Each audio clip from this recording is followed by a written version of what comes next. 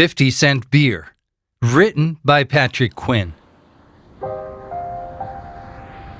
Robert Patton paid the cabbie, got out on the dark streets, and realized he didn't know where he was. But it seemed too early to be so dark. There had been plenty of darkness in his life of late, but not in today's weather. He looked up, saw the black tumbling clouds, and discovered the reason for the darkness just as the teeming flood of rain deluged out of the sky and instantly soaked him through. The street was deserted and shiny dark from the wildly blowing rain, the wind noise blotting out other sound. Nothing seemed to be happening, no lights, no people, no traffic, only the downpour. He didn't know why he had stopped the taxi here, except that he was far enough away from the congestion and confusion caused by the spectacular accident uptown. Maybe to quiet his mood down, to get away from the whole day.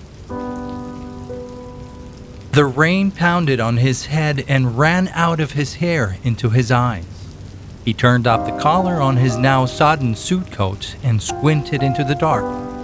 Nothing. A deserted street with heavy rain drumming and large drops dancing on the pavement. Wait. He saw a dim neon light visible in a window across the street. It looked like a beer sign, and as his vision adapted to the darkness, he could see a dull glow inside the place. He splashed through the downpour and pushed open the door. The dull glow was gloom. Gloomy, but dry at least, but chilly. The beer sign was right. This was a tavern. A gloomy and quiet one.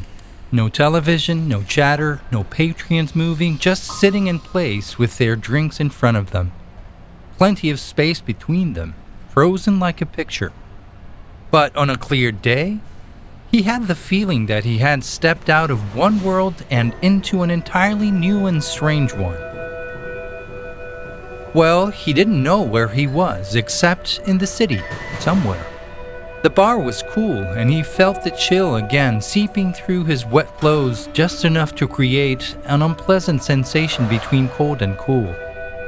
He had always disliked that sensation. He couldn't warm up, and he knew he'd had to endure the frustrating discomfort of the penetrating chill. He looked over the dim room. The worn, dirty, rotted floors and chipped old wooden chairs and tables and stools. The smell of 1,000 spills and 100 years of not caring. Everything seemed on its last legs, except for the bar on the right, which sparkled in the dull light. The bar was neat and so polished the light would have been called soft, elegant. The appointments and brass of the fittings glinted. The bar's lustrous surface shone as if waxed that day. Glasses glittered in their pyramid stacks on the bar, and the shelves of bottles behind the bar were lustrous vistas of labels and liquor. It was really a surprisingly upscale something island for a dump like this. The kind of place he should be stopping at to pay his respects with a toast to the good life. The bartender was a slender guy with black hair slicked back from his widow's peak and a pleasant, if not warm, smile. His red vest with gold buttons was bright against his white shirt with rolled back cuffs, and the black bow tie shone like his hair. Patton nodded to him as he looked around for a place to sit his soaping body and decided to stand for the time being. Maybe decide which world he wanted, the dark or the bright. Good day, sir. Not very nice out, is it? No, it's terrible. Where am I anyway? This side of the room is Cafe Omega. The rest is the Omega Bar. The living end, any style you want. The bartender smiled a little and gave the tiniest shrug. Something like that, he said. What's your name, anyway? I'm Luke, sir. Short for Lucas, huh? No, it's not really. May I ask yours, sir? Patton, he thought. Suddenly, everything that was Patton was flying out of years ago up through his memory. The long submerged events of his life were flowing out of the dark in a clear spreading vista of who he was or how he was. There was no sensation of time as his spectacle developed. It was the Patton that only he would know. A hell of a dark, rainy, miserable day to remember the truth. Patton, he said to the bartender. Robert Patton. Nice to meet you, Mr. Patton. Patton shivered against that irritating chill that was going deeper around his shoulders and back. He looked around at the other patrons, silent and still, like shadows in the dim light. Why isn't there any TV or music, Luke? Why are they so quiet? They don't even say a word to each other. They don't move. Patton felt his annoyance rising. Where the hell am I, anyway? You're downtown, sir. Downtown where? I know this town. I don't remember any Cafe Omega. And what about them? Patton waved around the room at the other patrons. What's their story? Lucas finished polishing a glass, stacked it on a pyramid, and placed his hands lightly on the bar. They've lost their dreams, Mr. Patton. Lost? Yes, everyone has dreams in their lives. They've lost theirs. But lost? What does lost mean? It means there are no more. They've lived their lives, used up their events the way they chose to. Nothing more to think about, talk about, look for. Patton wrestled with the idea, not quite getting it. Luke watched, then continued. Didn't you ever have dreams, Mr. Patton? Dreams of the people, places, happenings you wanted in your life? You're a businessman. What about the deals you wanted to make? Patton hesitated. Well, yes, I'm sure everyone has some objectives. Did you make a lot of your dreams come true?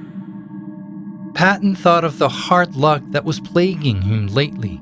His little empire crumbling because of people in business, people in his social life. Each year getting more lonely. Treacherous people. Up until now, some of them, said Patton. And now, I'm talking about how you made dreams come true, not what dreams. There's a winner and a loser in every deal. You play to win. I don't care that much about the other guy. You deal with a lot of people in a lifetime, Mr. Patton. What about them? It doesn't all add up to anything. Men, women, business, personal, kids, old folks, all of the poor and rich you've dealt with. I'm standing here talking to you, and it's a rainy, miserable day, and I'm getting chilled through, and this place is weird, and I don't know where I am, and I don't get what you're trying to say. Say it. You've lost your dreams, said Luke. Patton swept his hand around the room. Like these people? So, they lost their dreams, so what? So, they sit there, empty. See nothing, say nothing, hear nothing. Just sitting silent, drinking a 50-cent beer. Waiting, and no one cares. Waiting for what? The payback for their wasted lives, Mr. Patton. Do you know how that feels? Everyone has been humiliated sometimes in their lives. That secret feeling of shame and cowardice that we remember all of our hidden lives. That humiliation that comes back like a bad dream when we don't expect it. And we cringe at our secret character failure and relive the humiliation over and over again, and we feel totally worthless. Patton got a flashback of a particularly public humiliation and shuddered at that brief memory. They've lost their dreams and run out of time. This is the Omega Bar downtown, Mr. Patton. Way downtown. By the river. The end. In a little while, I'm taking them across. They'll exist in their humiliation forever. Poor bastards, said Patton. Forever? That's what happens when you lose your dreams, sir, and run out of time. You were in that accident uptown. You've run out of time too, Mr. Patton. Luke took a mug to one of the taps and started to fill it. Here, have your 50-cent beer.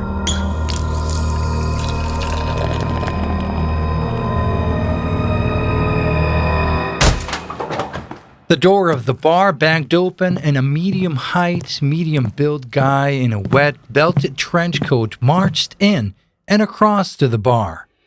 Rainwater dripped from the brim of his fedora. Mr. Patton, you're not going anywhere with him.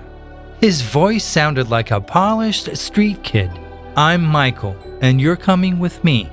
You were in the accident uptown, and the boss saw you save that kid before the truck took you out. He figured you must have some good in you. Patton stared, stunned. Don't be afraid, Mr. Patton. You're okay with me. I'm taking you back to the hospital. You were injured, but you'll survive. This guy almost had his hooks in you. Luke? Patton glanced at a transformed, simmering Luke. Yeah, Luke, chuckled Michael. How about Lucifer?